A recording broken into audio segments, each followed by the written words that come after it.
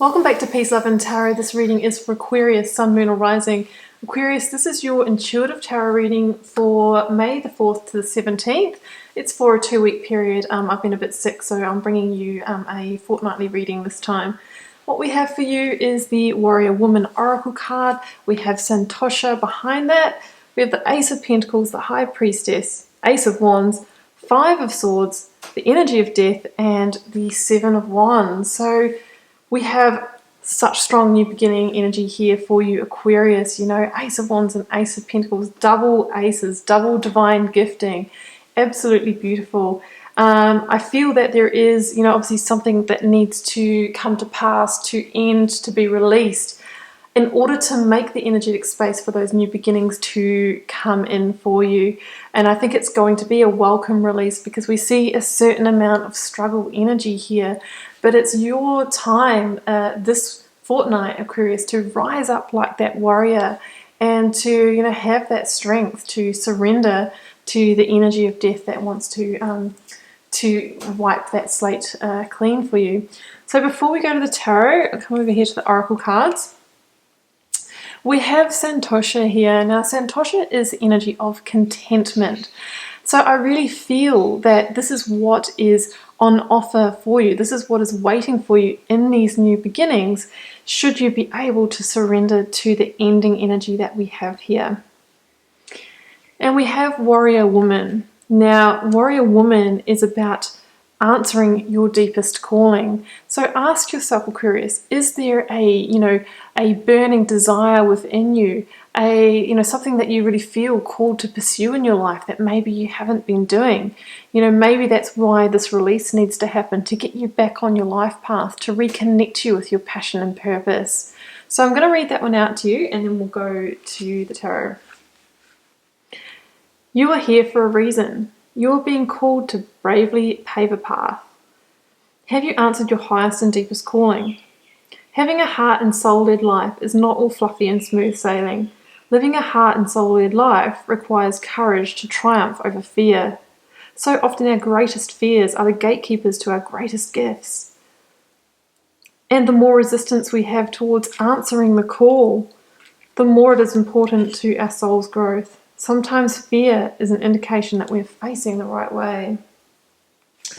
Yeah, well, this card here, the Seven of Wands here, Aquarius, is a card of resistance and persistence.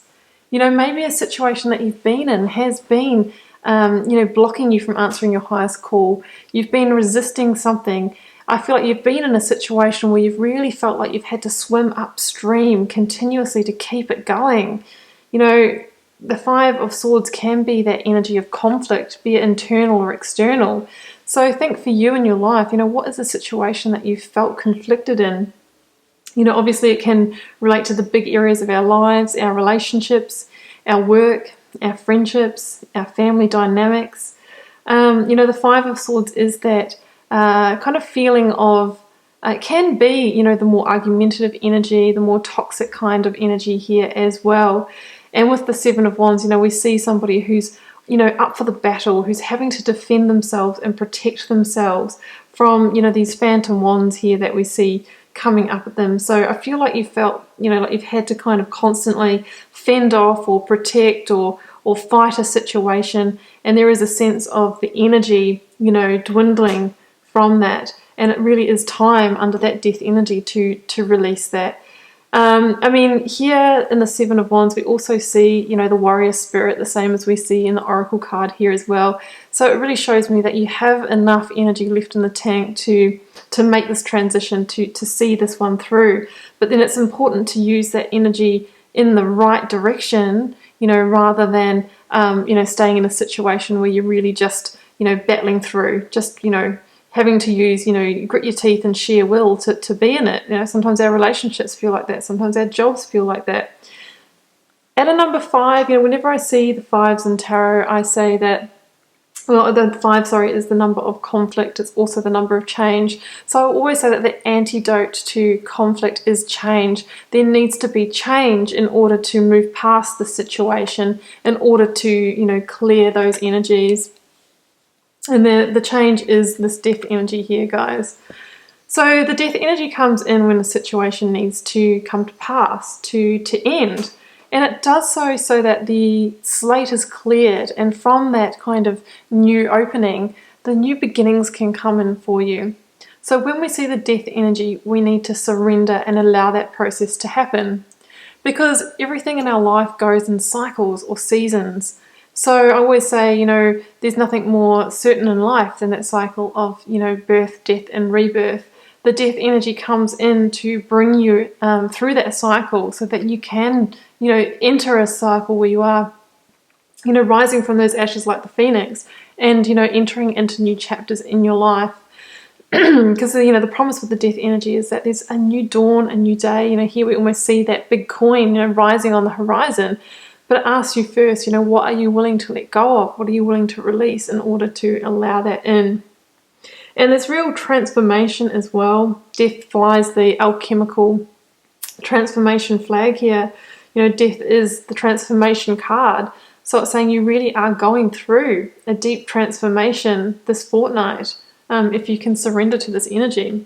I'm going to pair that with the High Priestess here. The High Priestess can indicate that you might be feeling very intuitive this fortnight, and you should listen to that. So if you've got gut feelings or, visions, things that you might be feeling in the heart, you might be having more powerful dreams, just feeling those niggling feelings, really trust them because your intuition is going to be on point this fortnight.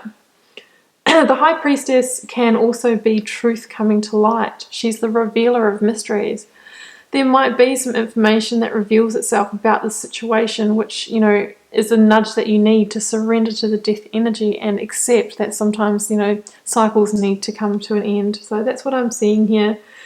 The High Priestess, also talks about kind of the mysterious, the shadow side, maybe things going on behind the scenes. So some of you might have been dealing with a situation where there was something going on behind the curtain, behind the scenes, as a metaphor for, that kind of behaviour, and maybe that comes to light as well. That's a possibility.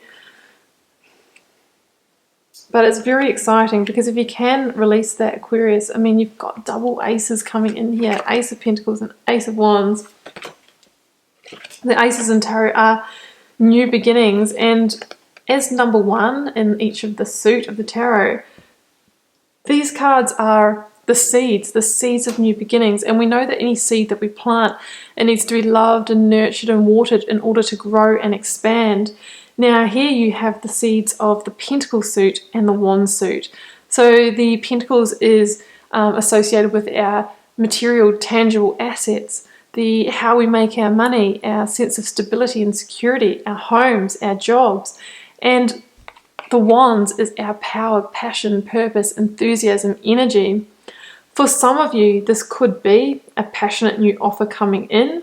It could be in love, and if it is, it has the ability to become solid, to become something stable and secure for you. If you think this is related to your work realm, this reading, it could be an offer of work coming in that you feel very passionate about, that you feel very energetic, and when you think about it, it lights you up, and it's also going to bring you the financial resources that you so desire. The Ace of Pentacles is a divine gift that often comes in after we have, walked a path, after we have gone through a portal, after we have gone through a transformation. So this says to me that the portal to these divine gifts, is this death energy here. That's the kind of portal that you're going through. It's this transition into a new phase in your life. But the promises are obviously great with these two aces. Beautiful energy here. So, the Ace of Pentacles can also be a windfall. Some of you might receive money. Some of you might be waiting for government payments in this time that we find ourselves in. Some of you might even get an inheritance or find out that, your workplace owed you money, or you get some kind of payout as well. But either way, no matter what they are coming in, they represent fresh new beginning, fresh new starts, the first rung of the ladder, the first step on the path. But it often comes through, allowing something to pass, allowing that slate to be cleared first, creating the energetic space for them to come in first, Aquarius. I'm just going to choose a couple of keywords from this little deck here to close out. We've got a lot here, so I'm just going to grab 2. Yeah.